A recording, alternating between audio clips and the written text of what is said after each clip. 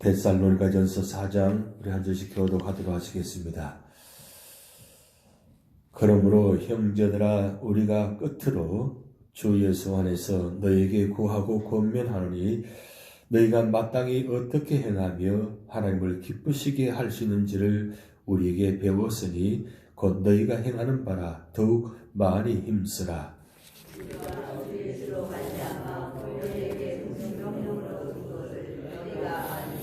하나님 뜻은 이것이니 너희의 거룩함이라 곧 음란을 버리고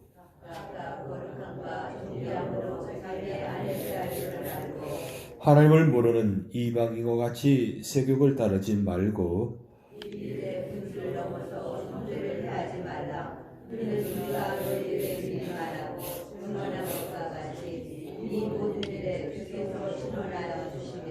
하나님이 우리를 부르심은 부정하게 하심이 아니요 거룩하게 하심이니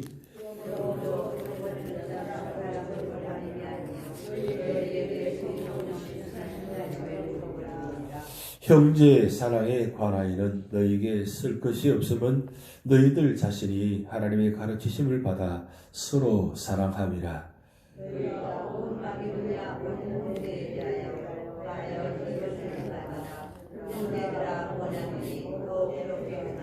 또 너희에게 명함과 같이 조용히 자기 일을 하고 너희 손으로 일하기를 힘쓰라.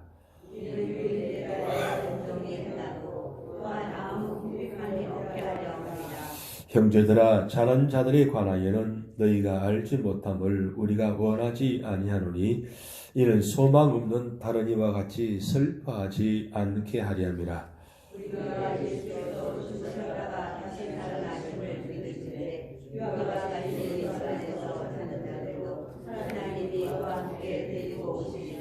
우리가 주의 말씀으로 너희에게 이것을 말하노니 주께서 강림하실 때까지 우리 살아남아 있는 자도 자는 자보다 결코 앞서지 못하리라.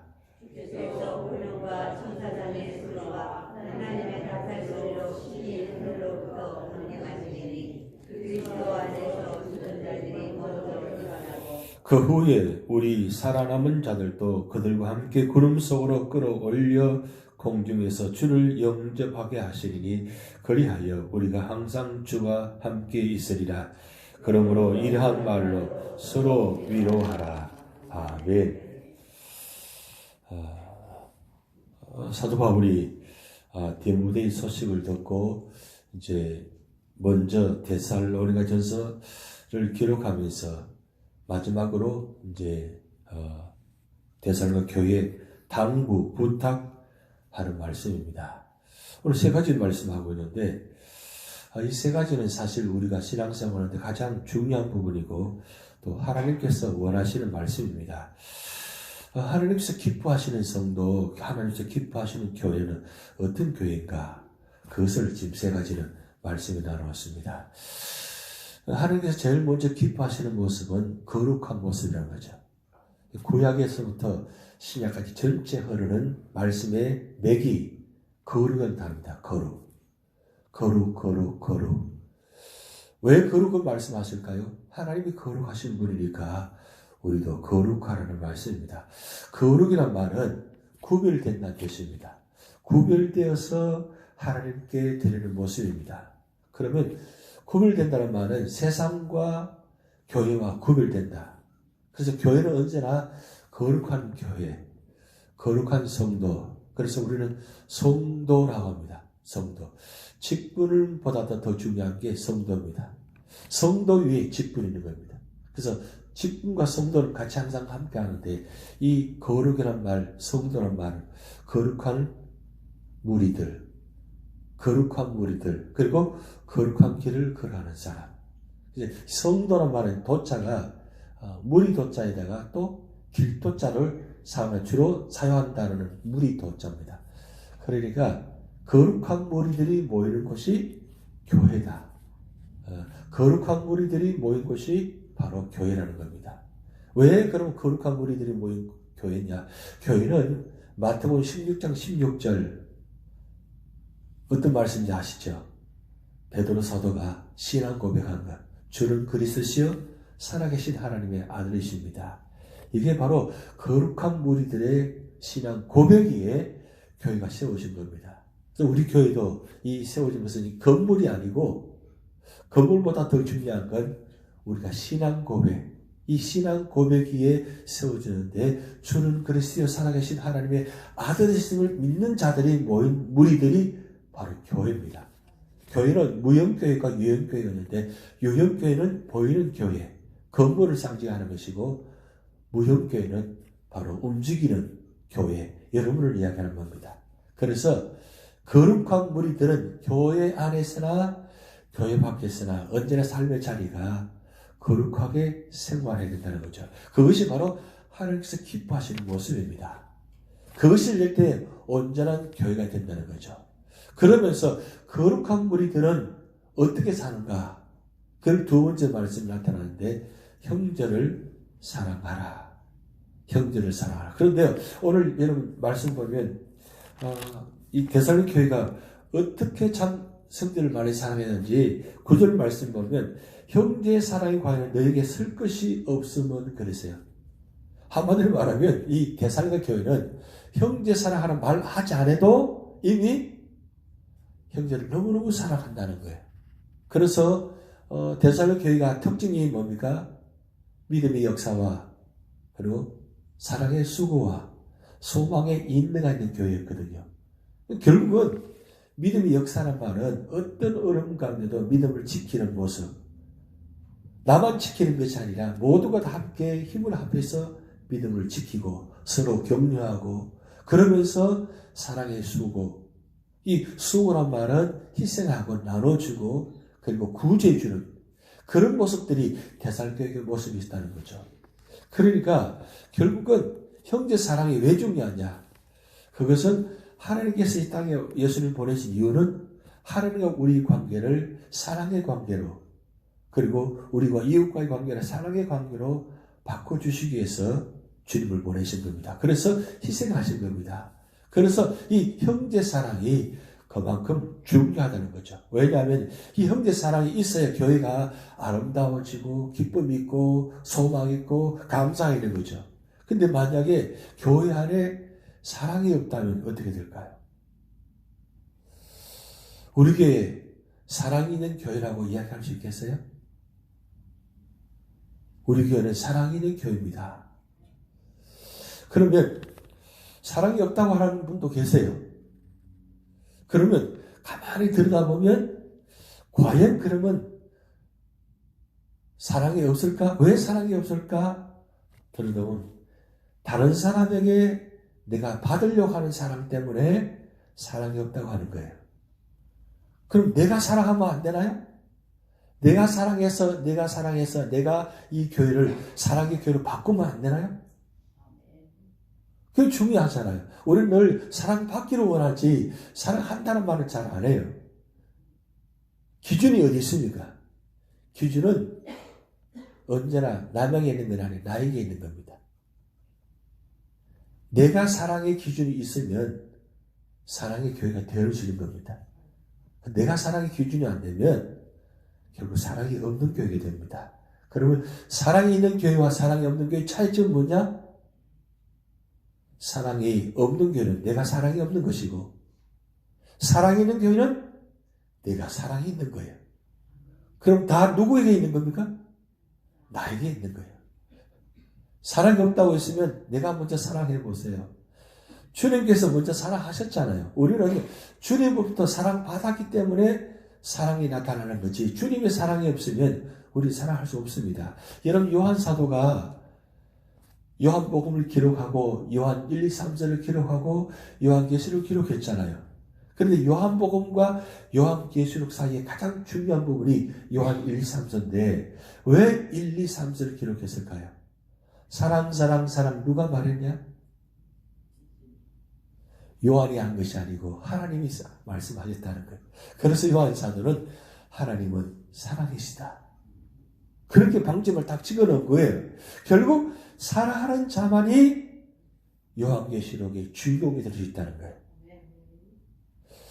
우리가 요한복음을 통해서 주제가 하나님의 아들 예수 그리스도, 하나님의 아들 오신 예수 그리스도를 믿고 그리고 그 받은 사랑을 나눌 때에, 실천할 때에 바로 요한계시록의 주인공이 된다는 것. 이게 요한복음과 요한 1, 3서와 요한계시록에 아주 큰 맥이 있습니다. 결국 우리 삶의 자리에 이 형제 사랑이 그만큼 중요하다는 거죠. 왜? 주님께서 먼저 우리를 사랑하셨기 때문입니다. 아니, 그보다 먼저 하나님이 우리를 먼저 사랑하셨기 때문입니다. 그래서 요한복음 3장 16절이 성경 전체 주요 요리잖아요. 하나님은 세상을 이처럼 사랑하사 독생자를 죽이셔서 주셨으니, 이게 얼마나 귀한 말씀입니까? 그렇기 때문에 오늘 우리 삶의 자리에 이 형제 사랑이 그만큼 중요하다는 겁니다. 저는 이 말씀 보면서 어제 제가 사순절 기도라는 그 시가 있어서 한번 읽어드리려고 합니다. 이런 내용입니다. 하나뿐인 목숨보다 더 사랑하겠노라고 형식에 젖은 입술로 신앙 고백을 드렸지만, 좁고 넓은 길 순종과 불순종의 갈림길을 만나면 당신을 잊은 적이 너무나 많습니다. 인연으로 묶어주신 사람도 사랑하지 못하면서 외식의 옷을 입고 경건의 거리를 천천히 걸었습니다. 당신 앞에서, 사람 앞에서 온전하지 못한 죄 회개하오니 주여 받아주시옵소서. 시인이 기록한 이 사순절의 기도입니다. 그런데 여기서 굉장히 감동적인 것은, 인연으로 묶어주신 사람도 사랑하지 못하면서 외식의 옷을 입고 경건의 거리를 빨리 걸은 것이 아니라 천천히 걸었다는 거예요. 의미가 있는 시죠, 그죠? 우리가 인연으로 묶어주신 분이 누굽니까? 하나님이시잖아요. 하나님의 사랑하셔서 여러분을 부르셔서 한 교회 성도로 묶어주셨어요. 수많은 교회가 있잖아요. 수많은 교회 중에 하필이면 왜 뉴저지연합장로교회에 먼 거리를 오면서까지 여기서 예배를 드리느냐? 그건 우연일까요? 노사연의 만남처럼 우리 만남은 우연이 아니었죠. 여러분, 이 만남이라는 곡이 복음성가입니다. 복음성가예요. 결국 우리 만남은 우연이 아니고 필연적으로 주님께서 묶어주신 만남이에요. 그렇다면 주님께서 부르시는 그날까지 묶어주시는 우리 인연, 사랑으로 묶어주시고 구원으로 익혀주시고 믿음으로 묶어주셨다면 우리가 어떻게 하셔야 돼요? 그저 외식의 옷만 입지 말고 좀 우리가 함께 손을 잡고 서로 사랑하면 얼마나 하나님께서 기뻐하시겠어요? 여러분, 가만히 들여다보면 이보다 더 좋은 분들이 없어요. 세상에 옆에 계신 분보다 더 좋은 분이 없단 말이에요. 그만큼 참 좋으신 분들입니다. 가끔 좀 이렇게 마음이 덜 작은 부분들이 있을 때도 있지만, 어떻게 사람이 다 완전할 수 있나요? 중요한 건 하나님께서 옆에 분을 그렇게 사랑하셨다면, 나도 사랑받은 사람이고 옆에 분도 사랑받았다면 우리가 함께 사랑하며 산다는 게 얼마나 큰 축복이에요. 우리가 살면 얼마나 오래 살겠어요? 그렇잖아요. 지금까지 살아온 생애보다 남은 생애가 긴 게 아닙니다. 짧습니다. 얼마나 시간이 없어요. 그러면 이렇게 묵어주신 인연적인 사랑을 만났다면 나중에 우리가 주님 부르심 받아서 우리가 물으신다면 뭐라고 대답하실 거예요? 내가 그토록 옆에서 힘이 되어주도록 동력자를 세워주고 이렇게 함께 해주는 왜 사랑하지 못했냐고 물으신다면 우리가 어떻게 대답하실 거예요? 물론 주님께서 그 말씀을 물으실지 않을지는 모르겠지만 중요한 건 오늘 말씀처럼 이 사랑이라는 게 굉장히 중요하잖아요. 기왕이면 미워하면서 살지 마시고 사랑하면서 사시기 바랍니다. 그게 바로 하나님께서 기뻐하시는 모습이고 바로 예수님 말해서 행복하게 사는 성도의 모습입니다. 왜 지금 데살로니가 교회에 굳이 형제 사랑을 말할 필요도 없는데도 왜 그 말씀을 했을까요? 그만큼 중요하다는 거죠. 그게 바로 주님의 마음이고 주님의 사랑이라는 거죠. 그렇기 때문에 이 형제 사랑은 데살로니가 교회만 있는 것이 아니라 우리 교회도 반드시 있어야 될 줄 믿습니다. 그러면서 세 번째, 데살로니가 교회 성도들이 가장 궁금한 질문이 있습니다. 사실은 이 디모데가 와서 여러 가지 내용을 보고했지만 그 내용 중에 가장 중요한 보고는 뭐냐면 사도 바울이 와서 3주 동안 말씀을 전하면서 주님께서 곧 임박해서 강림하실 것이라는, 오실 것이라는 말씀을 들었어요. 그런데 사도 바울이 떠난 후에 몇 사람이 가장 소중한 분들이 세상을 떠났습니다. 이제 궁금한 거예요. 아니 그러면 만약에 우리가 살아있을 때 주님이 오신다면 그러면 죽은 사람은 부활이 어떻게 되느냐? 주님께서 만약에 부활하시면 오신다면 그 죽은 사람은 어떻게 될 것인가? 그게 가장 중요한 질문이 있다는 겁니다. 그런데 그 질문이 데살로니가 성도만 질문이 아니라 그때 당시 많은 사람의 질문입니다. 죽은 사람은 어떻게 될 것인가? 그래서 사도 바울이 오늘 그 질문에 대한 답을 기록해 왔습니다. 근데 보면 15절 말씀 보면 우리가 주의 말씀으로 내게 이것이 말하노니 주께서 강림하실 때까지 우리 살아남은 자도 자는 자보다 결코 앞서지 못하리라 그랬어요. 그러니까 한마디로 말씀드리면 주님께서 오시면 그 부활이 순서가 있다는 말이에요. 순서가 어떻게 되느냐? 먼저 죽은 자가 외면당하는 것이 아니라 죽은 자가 먼저 부활이 되어지고 그 다음에 살아남은 자도 부활이 되어진다는 겁니다. 이 부활은 살아났다는 말과 부활은 엄격하게 차이점이 있습니다. 살아났다는 말은 죽었다가 살아나는 것이고 부활은 죽었다가 살아나는 건데 그 살아나는 모습 자체가 예수님처럼 신령한 모습으로 바뀌어진다는 거죠. 그러니까 마지막 때에 주님께서 오시면 죽은 자도 완전히 주님 모습처럼 신령한 모습으로 부활이 되어지는 것이고 그리고 살아있는 자도 주님 오시면 부활이 되어집니다. 그런데 순서가 있다는 말씀은 그것이 간격이 차이가 있다는 말씀보다는 이거는 순간적입니다. 순간적인데 그 순간적인 가운데도 0.00001초도 차이가 있다는 거죠. 무슨 차이? 죽은 자가 먼저 부활이 되고 그 다음 살아있는 자가 부활된다. 사실은 우리가 보기에는 그냥 순식간입니다. 순식간인데 하나님의 시간대를 보면 시간차가 있다는 거죠. 근데 중요한 건 죽은 자도 살아있는 자도 주님께서 오실 때 호령 나팔 소리 들리면서 우리 모두가 다 공중에 뭐라고 올라갔습니까? 올라간다 그랬어요. 올라가서 주를 영접한다 그랬어요. 야, 신나지 않아요? 가끔 여러분 그런 생각 들잖아요. 공중에 한번 날아봤으면 좋겠다. 여러분 꿈에도 소원이 나중에 이루어질 겁니다. 우리 모두가 다 뭐요? 자, 어디로 올라가요? 공중으로 올라갑니다. 추락하는 것은 날개가 없다는 책이 있어요. 근데 올라가다가 추락할 것 같은 생각은 염려를 하실 필요가 없어요.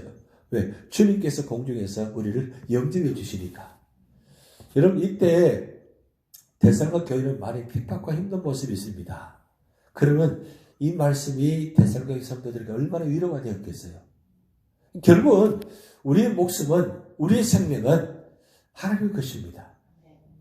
어떤 삶의 차례에 따라 실제로 믿음으로 살다가 죽는다 할지라도 핍박을 당하다 죽는다 할지라도 핍박을 당하다 순교한다 할지라도 그리고 살아있을 때 주님 빨리 오셨으면 좋겠습니다. 왜요? 너무 힘드니까 세상 사는 것이.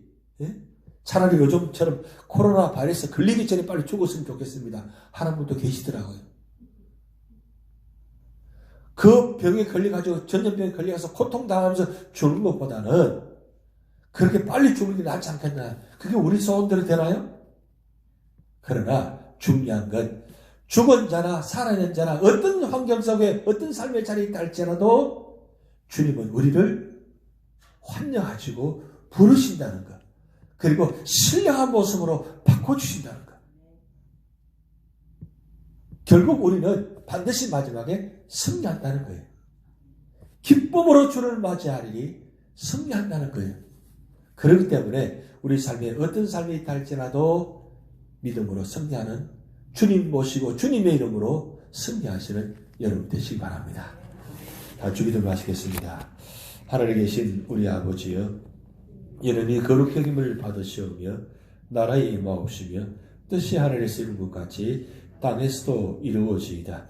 오늘날 우리에게 일용할 양식을 주옵시고 우리가 우리에게 죄 지은 자를 사하여 준 것 같이 우리 죄를 사하여 주옵시고 우리를 시험에 들게 하지 마옵시고 다만 악에서 구하옵소서.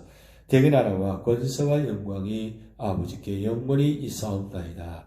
아멘.